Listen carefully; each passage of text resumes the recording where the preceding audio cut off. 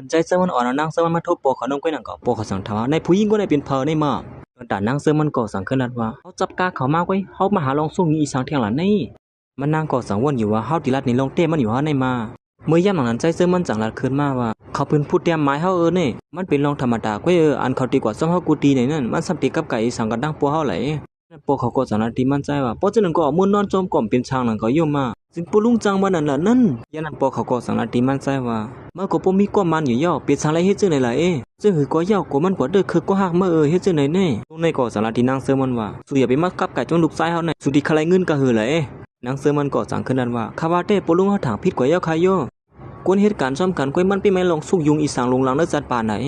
ปทันบานันผู้หญิงในกวนใจในมีเหตุการณ์จำกัดไล่ได้สุกซากเมื่อเดอปลุงเขาหูข่าวว่าเด้ปลุงให้อย่าไปมัดเตตัดกาขานกวนไงซึ่งในข้านะย่ามาอ่านทางตีปลุงก็ในลาสังสะป้อมเขาบอกสัวหือก็เมื่อไกเนี่ยเขาขลัดในปลุงว่าเขาเป็นกวนเหตุการณ์เป็นเขาก้อยเขามีรออีสางกับไก่กันดั้งเขาเสียอีกข้านะลุงในก็จังนั้นโอ้ลิวันก็ในลีเขาเสือเตลงเนี่ยเสือกวนธรรมดาเตลงป้อเนี่ยเลยหันเชิงไหนเยอะเปียงป้อเสือเดียวว่ะเมื่อย่ำหลังนั้นก้อยหนังเก่ากวนเหตุการณ์นั้นก็สั่งในลาดลงมาว่าเขามือพักหุงต้านนายค่ะที่ชัดใช้กันเยอะค่ะเนี่ยซึ่งมันจังนั้นว่าขินเยอะขินก้อยชูละย่ำหลังนั้นก้อยหนังเก่าต้องนั่งซึ่งมันจังไรห่วงลงขึ้นมามือ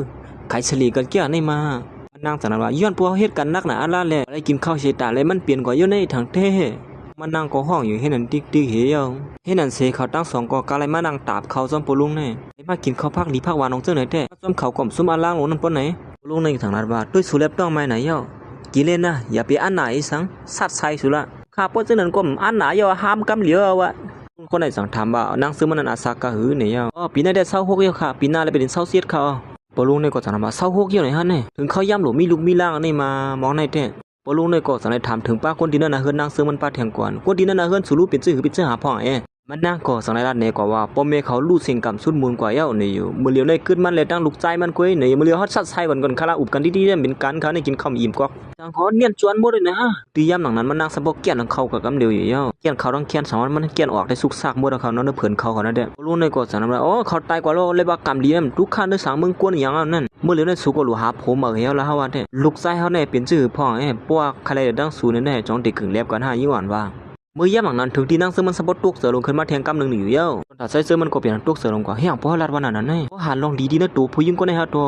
วหนังเขาเลยเจอเขาทำหันลัดแต่ในหม้อเขาเลยเจอเขาอยู่กับเนี่ยเมื่อย่ำหลังนั้นนั่งเสือมันจัดอะไรมาลูกชายปูลุงเขาเนี่ยเล่าก็เล่าห่างดีกว่าห่างดีผู้หญิงอันที่มาเลยเจอก็เรียบดีมีตั้งนำเขาอ่อนนะที่นั่นยังยินเขามาได้เขาเปียดผู้หญิงเอาก้อนนึงเปียดก้อนให้ในดีๆเขานั้นจู้ฮักเขานั่นน่ะใส่ก่อสังนาทีปอเขามาป้อยได้ว่าปลุงเขามาตีเนี่ยแล้วมาถ่อมข้อความปลุงเขาลัดก็เนี่ยมือเหลือเนี่ยเขาตึกมีนาการหลุดเฮ็ดเนี่ยหาช่องกันละจังอยู่ดีๆอุบดีๆเป็นกันเนี่ยลูกไส้ก็เนี่ยเปลี่ยนหลายอย่างกินข้าวตันยามก็เพราะฉะนั้นก็กินลอยๆคาเลยปลุงเขาตีปอกมือก่อนค่ะเพราะนั้นข้าอย่าเอามือพุงตัวค่ะเนาะเมื่อไกลน่ะกินตันอิ่มลิ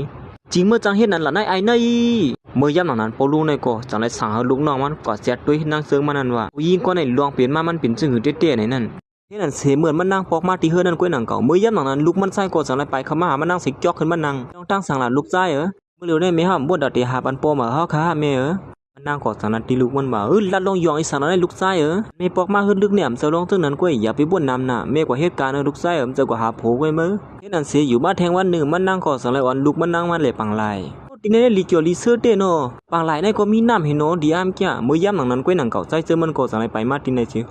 สุกมาทีในเหมือนกันฮะนี่